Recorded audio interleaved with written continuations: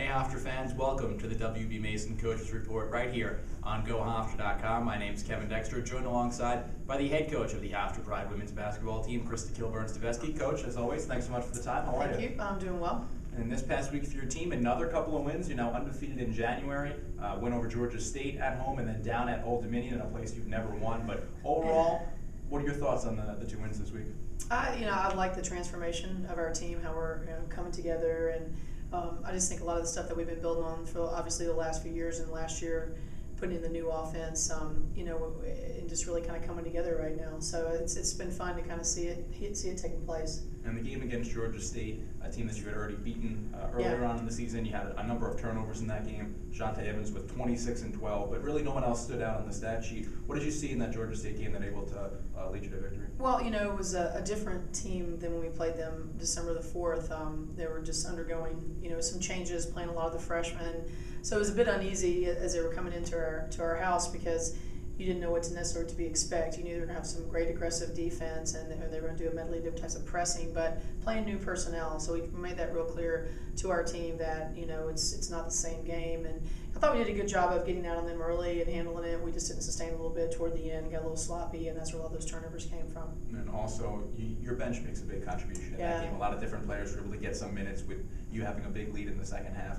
How important was it to have a game where your bench got involved? Those are things that are great because we talked as a staff, about making yourself give other minutes and not allowing Kansas Block to play so many, to get to for longevity and things like that. So when your hands force a little bit, it's good. I mean, we did it down at Women Mary when Anmanyuku played a good, probably 18, 20 minutes in that game. And so it's just good, and it gives you the trust factor with your team, and putting them in those kind of situations gives them the confidence. Really, is kind of a double effect here because it gives them the confidence of being on the floor and getting that on-court experience. Because we all know that you can simulate in practice, but they really need time on the floor. In that game against Georgia State and against Old Dominion, which we'll get to in a second, without Caitlin Loper out with an injury, how do you think the team adjusted to not having her on the floor? And that's what I said. Your hand was forced a little bit, so you get to experiment with other players, and people had to step up and play and come together. And I think that, to me, you take a negative situation that unfortunately was out of Caitlin's hands, and it turned into a positive situation because people had to step up. And when you preach all the time that you need everyone, and we've been doing that, the course of the season, and then you get a chance to really prove it, and then just big minutes from a lot of people, from whether it's Kathy Nolisa, whether it is Andrea Thomas, whether it's Devin Green, whether it's Anmanyuku, all the way down the line. So it was good that people stepped up. Well, the game down at Old Dominion in Norfolk, you guys were 0-9 as a program down in Norfolk before you picked up the win. How nice was it to have that sigh of relief to get a win down there? It was. I mean, playing down there was hard. The arena and the lights and the atmosphere, and they still had a good crowd, and it's always tough. And new coach, new team, the new players. Ashley Betts-White, their point guard, is a really good freshman point guard, and we knew that she was going to be talented. So just the whole build-up of that game, and you try not to make it any more important than one game, and the seniors know that, but they know that it's personal to them from their history of going down there, and and it was personal, but we didn't build it up any bigger. We just needed to go down there and do the best that we could to take care of what we need to take care of, and we did.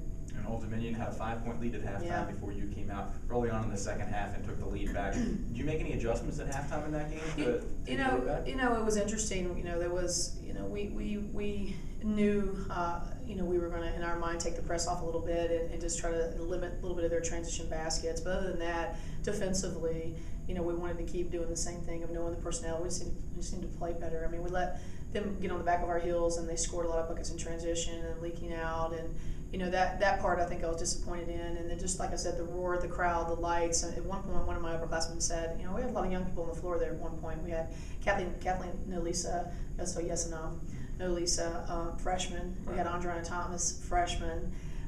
We had, Anma, sophomore, and I remember Nicole Caperso looking at me and said, "Coach, they're getting called up when ODU scores." And, she pulled them together and said, "Hey, get your head out of the stars and, and stay focused." And, Devin Green was out on that run toward the end. Shante Evans was on the bench the last 4 minutes of the second half. But, when, we certainly weren't rolling the dice. We had to do what we needed to do to give some people some minutes stay off the court for a little bit, and and just hoping that we were going to settle down in the second half. Plus, they shot 50% from the field, and they did a great job in the first half, and we knew they were going to come out gunning.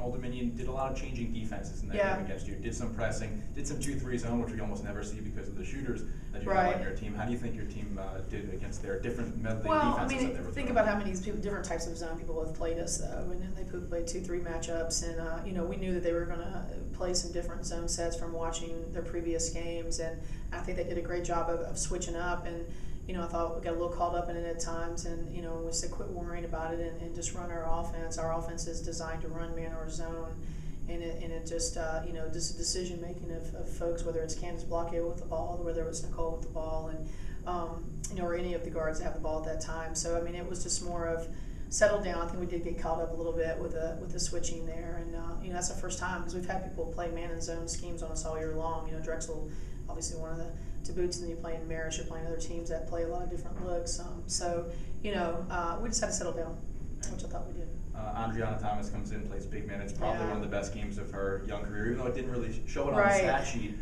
What was so impressive about her game? The composure, that she had as a freshman, a team that pressed us the majority of the game, and we only ended up with 16 turnovers. Candace Blockio needed her at times, needed her to, be a refresher for Candace, or just to be out there as a support system that can handle the ball. So, I think everybody was there. I've heard several comments from people that watched the game. A lot of people get caught up in the stat sheet, and they say, boy, those impressive minutes by your freshman. And, that's the stuff that, you want to hear. You want her to know that she had a presence about her, feeding the post players, getting the ball to Shantae and room alone, and finding Nicole, and just breaking that press. And I thought she played a really heady game. Well, after the 2 wins this week, coming out earlier this week, you received votes in the AP Top 25 for the first time since the 2006-2007 season. One, how much do you pay attention to that as a team? But two, also, how proud does it make you to be getting some national recognition? Yeah, it's nice. The team has worked hard during, so we won't belittle that situation. But I asked the captains yesterday, and about what would they want to do, how do they feel about all this, and it really is. This is refreshing for them to know that everything's just status quo. They like what we've implemented here at Hofstra. We like how the next game is just the most important game. We like how just how we roll, to put it in a funny way, and kind of put the voice on them. Because obviously we want them to be proud. If you come into our locker room, there's plenty of things to show how proud we are about what we're doing. But we're just one about let's just keep doing what we do and keep getting better, because it just didn't come overnight. You start getting some success this year, but we're not even close to accomplishing. We haven't accomplished anything yet, and it's just where we're going to finish. And I think that's coming from the voice of the team, and it's impressive to know.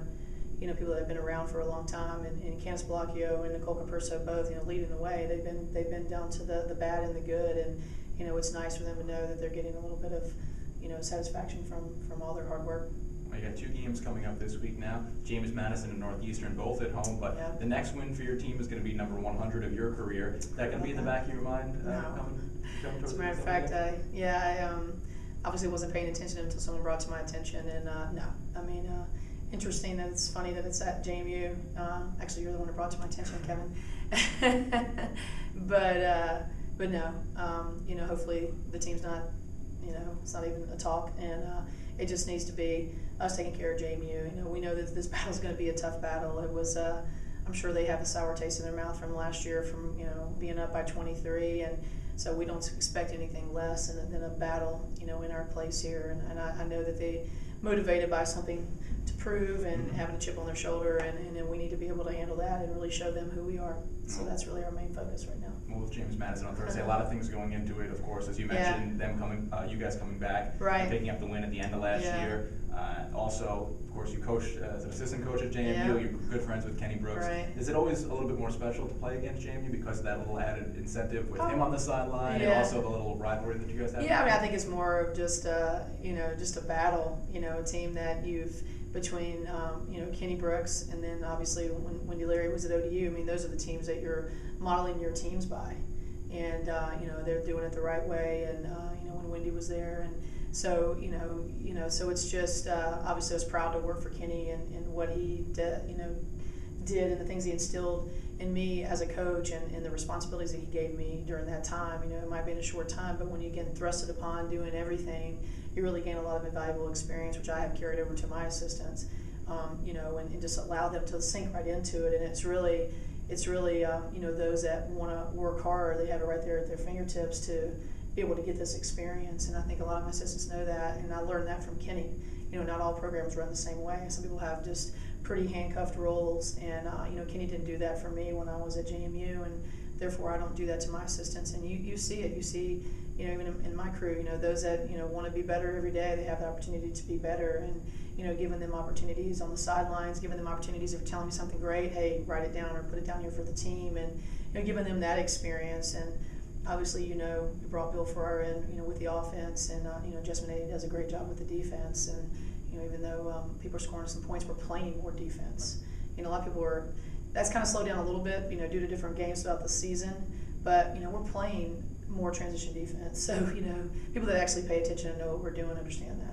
And you're going to have those 2 games this week, as I mentioned, James Madison on Thursday, Northeastern on Sunday. Anything specific that you're looking to execute more than you have in the last couple of games, or is it just going to be status quo, what you've been doing, and trying to keep rolling? Yeah, I mean, I think it's a heightened sense of awareness about rebounding against JMU and containing their penetration, because they, you know, they get to the free throw line, you know, and they're, you know, averaging, you know, 42 rebounds a game. So that's their MO. That's how they score. They know how they have to get points. They know what they have and what their strengths are. So, you know, that's our point with our team is staying really clear on personnel, knowing what they want to do, know that they're a different team from last year.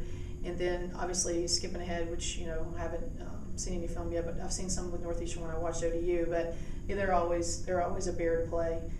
You know, they come here with some local heroes, you know, with Danny Ervolino and Christina Huber, so they always come in here. And, you know, teams are going to battle. What do you expect? And this is where our conference is. And that's what I said, you know, all last year, and I say it again this year. You know, it's always been exciting night after night in this conference, you know, well coached and, you know, kids that play really hard, and then they really challenge you all the time. So, and our team, I think our team is beginning to merge, you know, the way it needs to be. I think they're seeing how well we play together, unselfish play, and I think that's only going to get better and better, and it may be nice at the right time. So, you know, might not be Thursday too. So we're ready. We'll be ready, and the team will be ready. All right. Well, James Madison on Thursday at 7 o'clock Northeastern, 2 o'clock on Sunday, both here at the MAC. Hofstra fans, make sure to come out and support Coach Steveskey and the women's basketball team. Certainly, come out. We're ready for the students to get back, and you know, we're certainly ready. We have a lot of things planned at the end of this month and in February for giveaways for all the games coming. So certainly need a big crowd. That's something that, you know, during school hours, not being around. So that would be great if we can get folks to come out and see us. And it's a great team to watch, exciting. It's certainly a great brand of basketball. So come out and watch us play. All right, Coach, thanks so much for the time. Appreciate it. And thank you for tuning in to the WB Mason Coaches Report here on GoHofstra.com.